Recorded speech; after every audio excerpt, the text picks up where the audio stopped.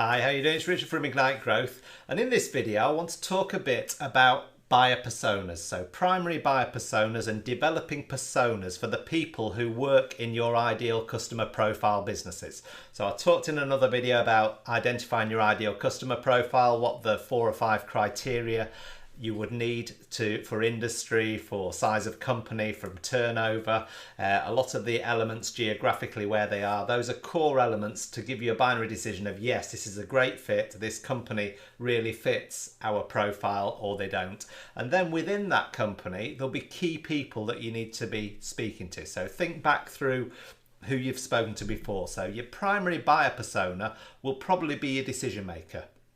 They'll probably be a champion, not necessarily the champion, but probably the key decision maker and the champion in that company. But around that person, there's going to be other personas as well that you need to flesh out. So there'll be blockers, there'll be influencers, people like that. So who's a blocker? Who's a potential blocker when you talk to people about what you do? You know, identify, like for myself, when we were bringing systems into companies, it was often the head of IT that was the main blocker, because he wanted to control all the systems. So it was him we had to get information to, make sure he was happy with everything that was coming in. Even though it was maybe the MD or the CEO saying, yes, I want to bring this system in, I knew I had to help them.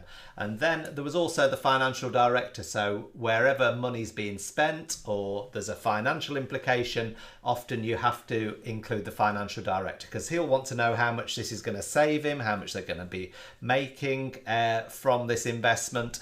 He'll want to know all of the financial details on a deal as well. And then you may have the operations manager being pulled in as well. So how's this going to increase our efficiency as a business for operational delivery point of view? You know, there'll be key people. How are the marketing team going to use it? Sales team? You know, there'll be a lot of people around a decision. So again, think through that. But for this video, I want you to think of one person. I want you to think of that decision maker or the primary buyer persona. And then I want you to go through a process. And again, that I've got free content on the website. So there's a buyer persona checklist that I've got on there, and it'll go through some of these things to really help you make, first of all, educated guesses. You will have met a lot of these people, so you'll be able to make very accurate, educated guesses.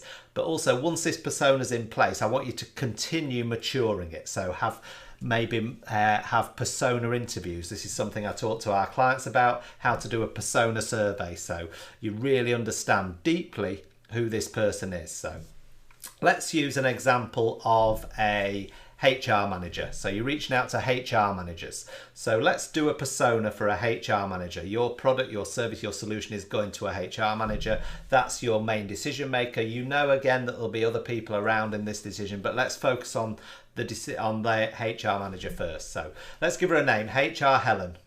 You know, it could be HR Harry, but a lot of the time it'll be HR Helen. So give them a name, and then work out with your best guesses, or looking back at the last 5 or 10 HR directors you've spoken to, work out some of their demographics. So how old are they? You know, male or female, which is pretty clear it's Helen, so it's going to be female in this case, but it may be male in other cases. So again, male or female. Again, has she got children? You know, what are her main interests? Where does she live? You know, income, you know, how much is she earning? So really, we just want to flesh out some of those demographic details, because while they're useful for you to understand Helen when you talk to her, they're also really useful for marketing to understand, because then as they develop campaigns, they can be highly targeted to how they get in front of Helen. So again, the content they produce, a lot of the questions that Helen asks are going to be part of this whole process. So then think about where, I call it watering holes, but where does Helen get her information from? What are her favourite magazines?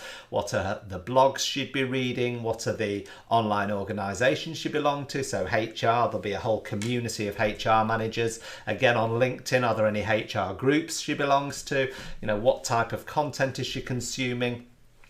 So again, really understand her interests and where she gets her information from. And then I want you to think about Helen's day-to-day job. Really putting yourself now into Helen's shoes. So what are the expectations on Helen? What is she trying to achieve in her job? How can you, with your product, help her be successful? And this goes for any persona you're developing in any B2B sector.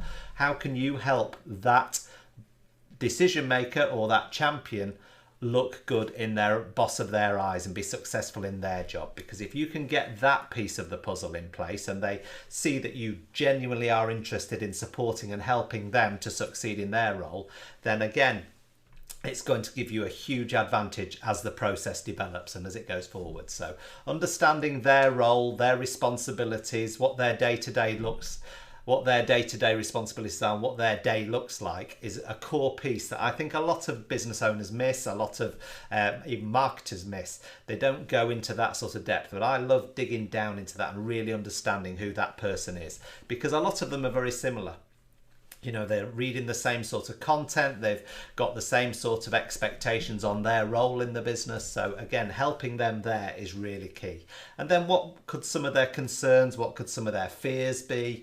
You know, because we can start addressing these as we go through the process and we talk to Helen or we talk to whoever your buyer persona is. So understand what their fears are, what the mistakes they're making are.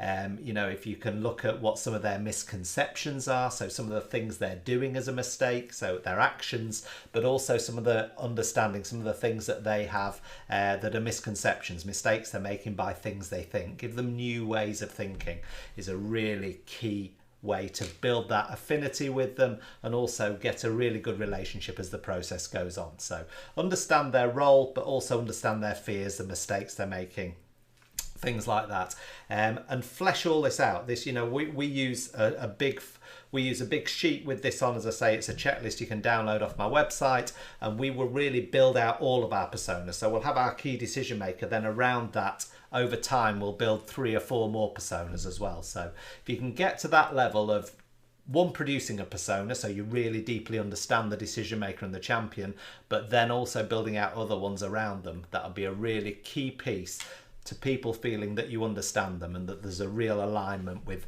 what you're talking to them about and what they're trying to achieve. So hopefully that's really useful. Again, the main takeaway I wanted you to have from this video was don't do this activity once and, you know, try and tick it off a box somewhere. Make this a core thing that you are constantly revisiting and maturing. So if you have a good CRM system, something like HubSpot, you'll be able to put your personas into HubSpot and you'll be able to add more and more information as you're engaging with more of these people. And you'll be able to clearly identify that they fit that persona. So, okay, so hopefully that's useful. I just wanted to go into detail there because a lot of people get confused between buyer personas, ideal customer profiles. I've done another video all about ideal customer profiles, so look that one up. But that's really what I wanted to talk about today. So hopefully that's useful for you. Take that away. As I say, go visit ignitegrowth.co.uk. Look in my resources section, download that buyer persona resource, start using that, and then start maturing it over time as well. So you get a deeper and deeper understanding. You're really trying to understand that person as well as they understand themselves. Because when you get to that point, you'll find you just attract more and more of them to you. All right, so take care. If you haven't subscribed to the channel yet, then just click on this icon just here to subscribe, and then also tap on the bell icon to make sure you activate notifications as well. And I'll talk to you soon. Take care now. Bye.